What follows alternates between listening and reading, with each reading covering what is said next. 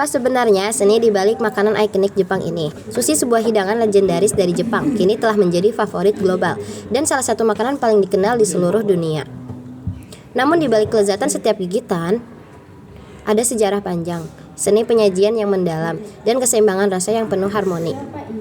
Sejarah sushi awalnya, sushi bukanlah makanan yang kita kenal seperti sekarang.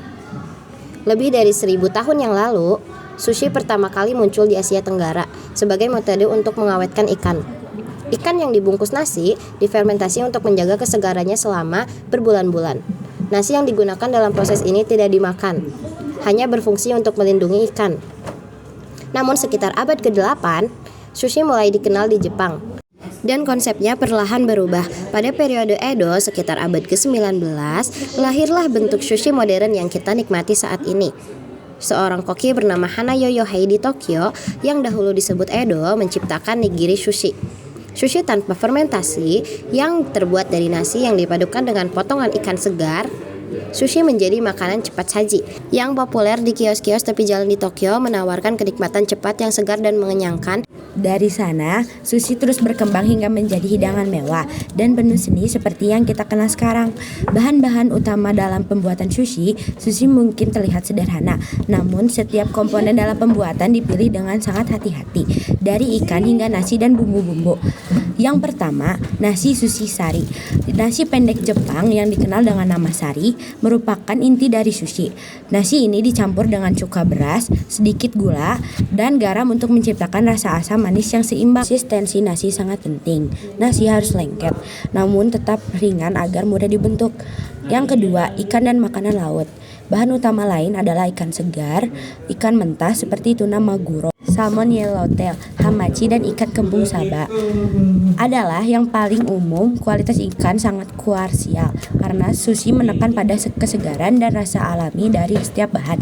Tak jarang restoran sushi berkualitas tinggi hanya akan menggunakan ikan terbaik yang mereka dapatkan pada hari itu. Yang ketiga, nori. Rumput laut kering ini digunakan untuk membungkus sushi dalam bentuk gulungan seperti maki dan temaki. Nori memberikan rasa umami yang khas dan tekstur renyah yang berkontraksi dengan kelembutan nasi. Dan ikan yang keempat, tambahan bumbu sushi juga sering disajikan dengan wasabi, pasta pedas hijau dari akar wasabi yang ditambahkan untuk memberikan sensasi pedas tajam. Ada pula garing, yaitu jahe acar, yang dimakan di antara gigitan untuk membersihkan langit-langit mulut dan mereset rasa. Jenis-jenis sushi hadir dalam berbagai bentuk, dan setiap jenis memiliki karakteristik tersendiri yang membuatnya unik. 1. Nigiri. Ini mungkin adalah jenis sushi yang paling dikenal. Nigiri terdiri dari sepotong nasi sushi yang dibentuk oval dengan potongan ikan segar di atasnya. Ikan seperti tuna, salmon, dan belut unagi sering digunakan. Kadang-kadang, sedikit wasabi ditempatkan di antara nasi dan ikan untuk menambahkan rasa pedas. 2. Maki. Sushi yang digulung dalam nori, nasi, dan isian seperti ikan, sayuran, atau bahkan buah-buahan diletakkan di tengah. Kemudian digulung dan dipotong menjadi bagian kecil. Ada banyak variasi maki seperti kappa maki, timun teka maki, tuna, hingga spicy tuna roll yang sangat populer di dunia barat. 3. Sashimi. Meski secara teknis bukan sushi, sashimi sering disajikan bersama sushi. Ini adalah potongan ikan atau makanan laut segar yang disajikan tanpa nasi. Sashimi menonjolkan rasa dan tekstur murni dari ikan itu sendiri.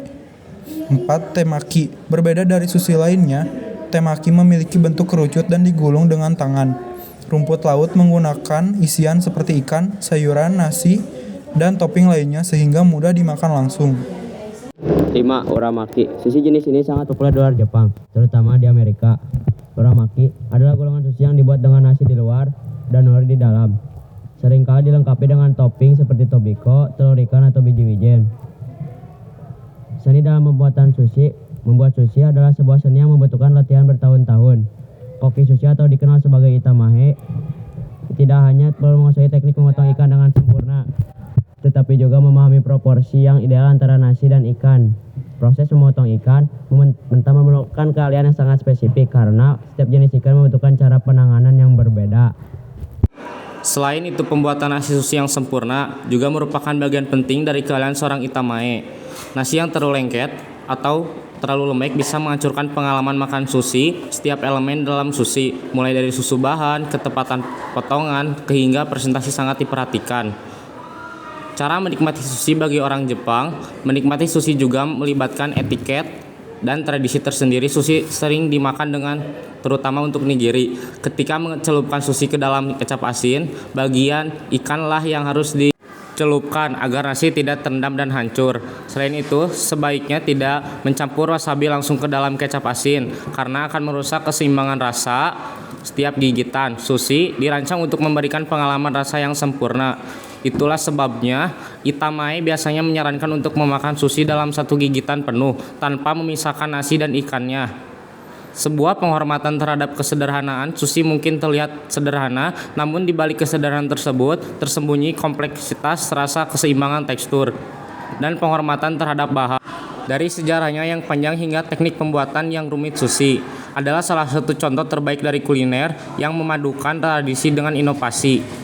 Bagi pecinta makanan, menikmati sushi adalah seperti merasakan harmoni dalam setiap gigitan, kombinasi sempurna dari manis asin, asam dan umami, dan itulah mengapa sushi terus menjadi salah satu kuliner yang paling disukai di dunia.